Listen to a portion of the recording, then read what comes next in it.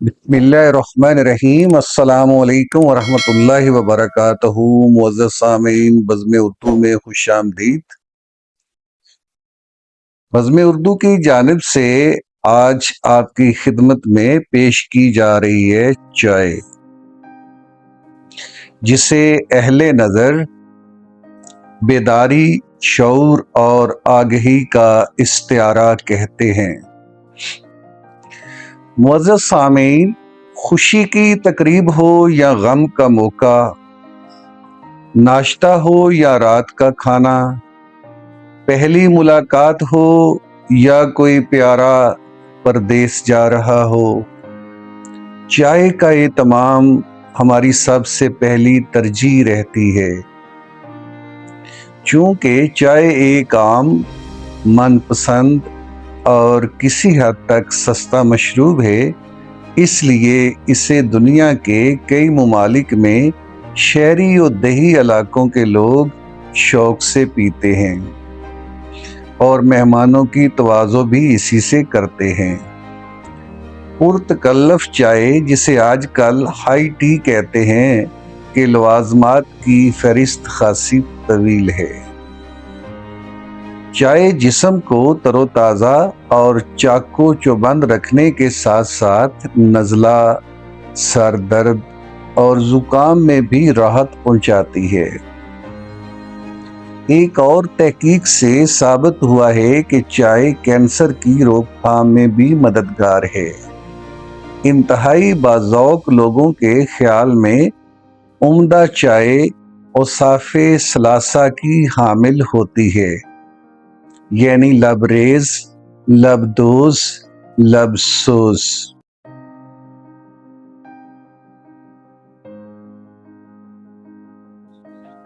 चाय के बारे में दो तीन अशार समात फरमाएं। यारों का खूब यार है चाय का एक कप, हर एक का गम गुसार है चाय का एक कप। चाय हो एक बार मगर उसके हाथ से, चाय हो मगर एक बार मगर उसके हाथ से, मुझको वो बेशुमार है चाय का एक कप। और रखे हैं दोनों साथ मगर तुम कहाँ हो गुम, रखे हैं दोनों एक साथ मगर तुम कहाँ हो गुम, इस गम में अश्कबार है चाय का एक कप। सामीने मोहतरम, इस नेमते गैर मुतरकबा ने हमारी सरजमीन पर कैसे कदम रंजा फरमाया, इसके बारे में एक खूबसूरत और दिलचस्प हकायत पेश खिदमत है, मुलाहिज़ा फरमाएं। एक जोगी था, निर्वाण की कशिश कशां कशां उसे जिंदगी की रंगीनियों से दूर तिब्बत के पहाड़ों में खींच ले गई और वो एक खो में आसन जमाकर बराजमान हो गया। मुद्दतें बीत गईं, जोगी तपस्या में गुम रहा। सूरज और चांद के फेरे लगते रहे, बहारों की धूमें, खज़ाओं की सरसराहटें, गर्मियों के ढंढोरे और सर्दियों के सन्नाटे आते जाते रहे। पहाड़ों पर सब्जा उतरता चढ़ता रहा, बर्फें जमती पिघलती रहीं, चरिंद परिंद मरते और पैदा होते रहे, मंजर बदलते रहे, महीने, साल, दहाइयाँ, सदियाँ, शायद ज़माने गुजर गए। जोगी का ध्यान न टूटा। मोहब्बत बड़ी शे है, बड़ी ताकत है, बशर को फौकुल बशर बना देती है।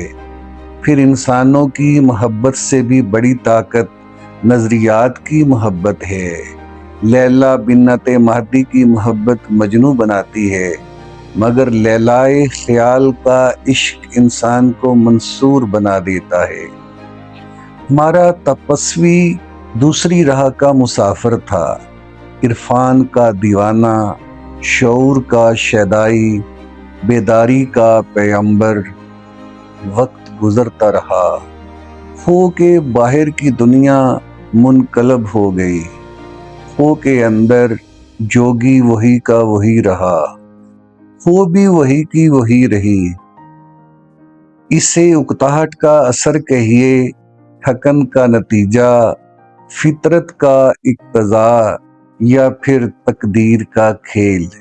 ایک انہونی اس جمود کی کوکھ میں کل بلانے لگی، جوگی پر اونگ طاری ہونے لگی، بالکل غیر محسوس انداز میں اس کے دھیان میں بے دھیانی سرایت کرنے لگی، انہونی سر نکال رہی تھی۔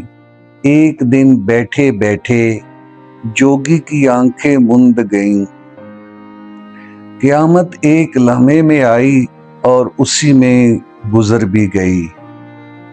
حاصل سے لاحاصل کا سفر سچ مچ پلک جھپکتے ہی میں طے ہو گیا۔ وہ سنبھلا مگر تب تک چڑیاں کھیت چگ گئی تھیں، تپسیا اکارت چلی گئی تھی، مدتوں کی محنت غارت ہو چکی تھی، دھیان ٹوٹ گیا تھا۔ تپسوی جلال میں آ گیا، کہتے ہیں کہ اس نے اپنی پلکوں میں انگلیاں ڈالیں اور انہیں نوچ کر سامنے پھینک دیا۔ نہ رہے گا بانس، نہ بجے گی بانسری۔ اس کے بعد اس نے پھر سے آسن جمایا اور عبادت میں محو ہو گیا۔ اب آنکھیں کیسے مند سکتی تھیں؟ اس شیش محل کے جلووں کو کون روک سکتا تھا جس کے دروازے ہی اکھیڑ ڈالے گئے ہوں؟ خون جوگی کی آنکھوں سے رس رس کر کھو کی مٹی میں جذب ہوتا رہا۔ کون جانتا تھا کہ تبھی ایک اور انہونی نے جنم لے لیا تھا۔ دن گزرتے گئے، ایک کونپل نے زمین سے سر نکالا اور رفتہ رفتہ نمو پاتی گئی۔ اٹھتی اٹھتی ایک دن وہ جوگی کی آنکھوں کے مقابل جا پہنچی، دھیان پھر ٹوٹ گیا۔ جوگی نے حیرت سے اس نو نہال پر نگاہ کی جو ان پتھروں کا سینہ چیر کر نکل آیا تھا۔ کیا یہ کوئی نیا امتحان تھا؟ نہیں، حقائق کہتی ہے کہ یہ دراصل ایک بہت بڑا انعام تھا، جوگی کے لیے ہی نہیں، تمام انسانوں کے لیے۔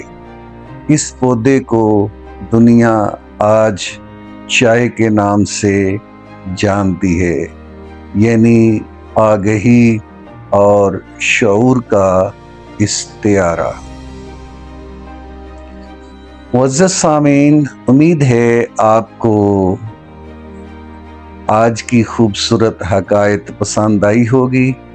بزم اردو کی زینت بنے رہیے، مزید ایسی خوبصورت تحریریں آپ کی سماعتوں کی نظر کرتے رہیں گے۔ اگلی ویڈیو تک کے لیے اجازت دیجیے۔ اللہ حافظ۔